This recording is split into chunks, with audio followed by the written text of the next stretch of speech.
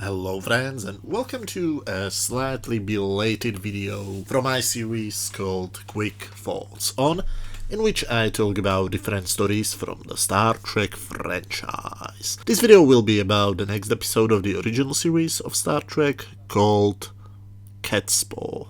This is the only Halloween episode they have ever done in Star Trek. Thank God. I never understood Halloween. From what I know, it's an American holiday where people scare each other and kids dress up like monsters to get sweets. I never understood the appeal, but I hope you guys have fun. Now, I'm not really sure if this episode is trying to be scary or funny, but it's not really scary or really funny. We start with the captain, Uhura and Spock trying to contact the landing party consisting of Jackson, Sulu and Scott, and only Jackson beams on board. Jackson and Halloween? I should maybe play Thriller right now. Oh wait, this Jackson is white, which means I should play something from the 90s. And I don't really like his music from that era. Anyway, Jackson drops dead. And whatever bad things you want to say about the old Star Trek, you have no right to criticize the stuntman. This is just episode 7 of the second season, and we have seen a stuntman doing a backflip in Who Mourns for Adonis and injuring his back. In The Apple, we have seen a guy inside an explosion, and now we have a stuntman doing a very painful fall. You have my respect, guys.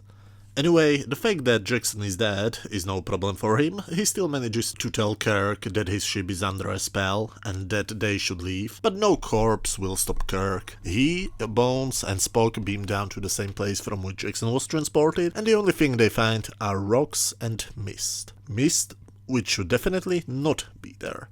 We cut to the bridge, and this is chronologically the first appearance of Mr. Chekhov. And what the hell does he have on his head? Couldn't they give him a less horrible wig? Our heroes down on the planet meet something they didn't expect. 3 transparent women. I always thought that, judging by their looks, they are supposed to be stereotypical third-wave feminists, but after a small Google search, it looks like they are supposed to be witches, and they are supposed to be just floating heads. I usually don't complain about special effects, but come on. Those are definitely women in black outfits. Whoever filmed this scene, he has done a stupid mistake by lighting their faces from the bottom, and the lights are reflecting from their clothes, completely ruining the effect. It's sad that they didn't fix it in the CGI version. After listening to their bad poetry, as Spock called it, they are literally blown away until they suddenly see a castle. I mean, all we see is just a door, but judging by the dialogue, it should be an entrance to a castle. It's great that the CGI version changed this shot, and now it actually shows us a castle.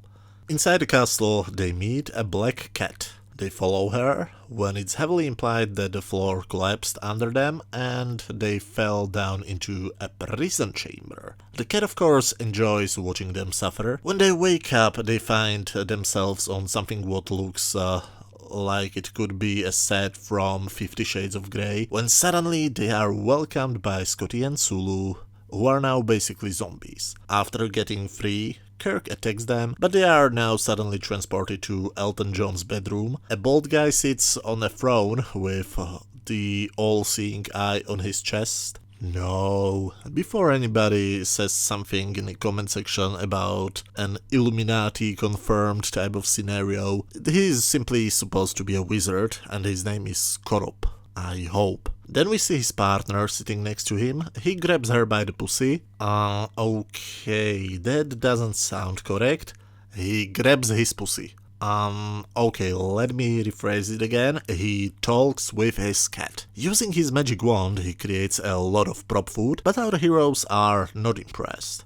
So he tries to create gems, but they still are not impressed. You can't bribe Kirk with jewels. Maybe if you tried to offer him a hot alien girl you would be more successful. But no, it looks like in the future they can simply create so many jewels as they want. So the cat leaves the room and a young woman named Sylvia enters the room. And it's edited so strangely that when I've seen this for the first time as a kid, I couldn't make inside my brain the connection that the cat and the woman are the same being. The woman seems nice at first, but then she explains that she's the one who killed Jackson, and she did it with her mind. No Michael Jackson death jokes here. To prove that she has such a power, she pulls a model of the Enterprise out of her ass and hangs it over a candle. She then gives Kirk a communicator to find out what the situation on the ship is, and we find out that the real Enterprise is overheating too, and they will basically burn alive if nothing happens. So Kirk takes the model out of the flame, but Korob closes it inside this weird transparent thing, which in reality means that the Enterprise is trapped inside a force field which they can't beam through. Sylvia wants McCoy to stay but sends Kirk and Spock back to prison. When they see Bones the next time, he is a brainwashed zombie too. They bring Kirk to Sylvia, and I don't think that I have to explain what will happen. I mean, it's Kirk alone in a room with the female guest star of the week. What could possibly happen, right? She tries different outfits and different haircuts before she realizes that he's not into role-playing, and even though he kissed her, he has no real interest in her. He's just collecting information. Korob, who has secretly watched them make out, has decided to later rescue Kirk and Spock himself. Why? Was it jealousy? Did he want to get rid of the humans so that he can help Sylvia for himself? Or is it just sudden compassion? Does he suddenly feel bad for keeping sentient beings in prison as a toy for a crazy woman who will torture them? They try to escape when they suddenly see a shadow of a cat. Again, I don't really want to complain about the effects. I know this was shot 50 years ago with a budget less than the catering budget on today's shows, but this is clearly just the giant shadow of a small cat. Couldn't they, I don't know, film the cat against the blue screen and composite it into a scene? Was it a money issue?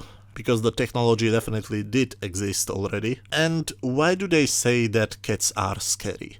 Spock says it like it's a fact that all humans are afraid of cats. I mean, really? If I go to YouTube, I don't see tons of videos of people saying how they are afraid of cats. I see tons of cute cat video compilations, because cats are cute and not scary. They try to show that the cat is huge, at least in one shot, when they let it walk through a miniature set, but it's just this one shot.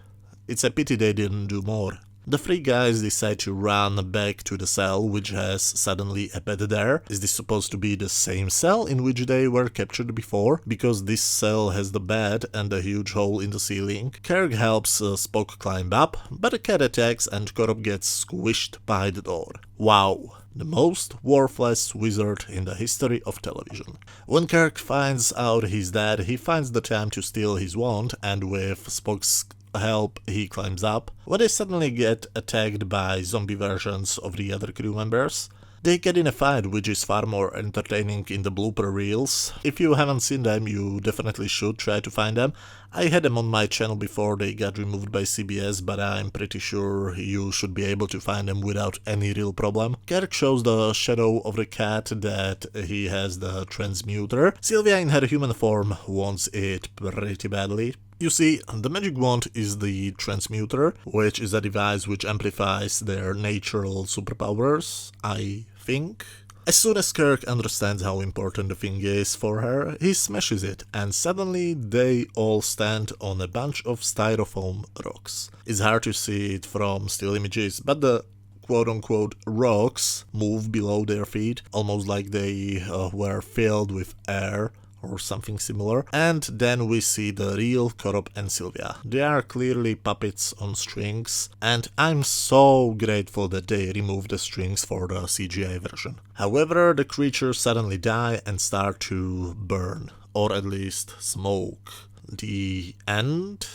Okay, what just happened? Why did the destruction of the transmuter reverse everything back? I mean, I know that the show needed some undo button, but what sense does this make? And why were there two creatures moving? Didn't Korob die in the cell? And why did they die immediately after the transmuter was destroyed? And why did they start to smoke? Was there a cutscene in which Kirk phased them to death or something like that? Really, the ending is just stupid.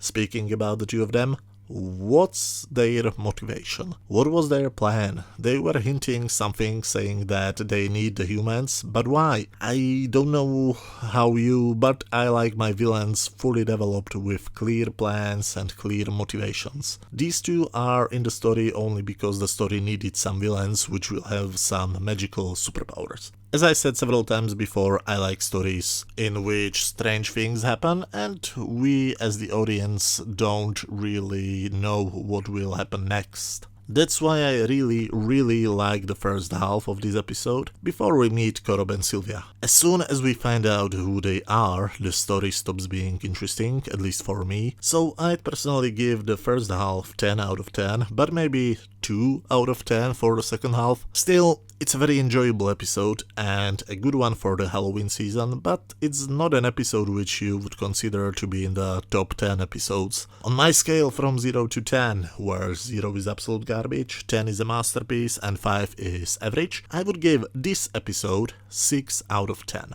It's definitely above average, but the second half kills it for me. But as always, those were just my opinions. Feel free to write your opinions down in the comment section.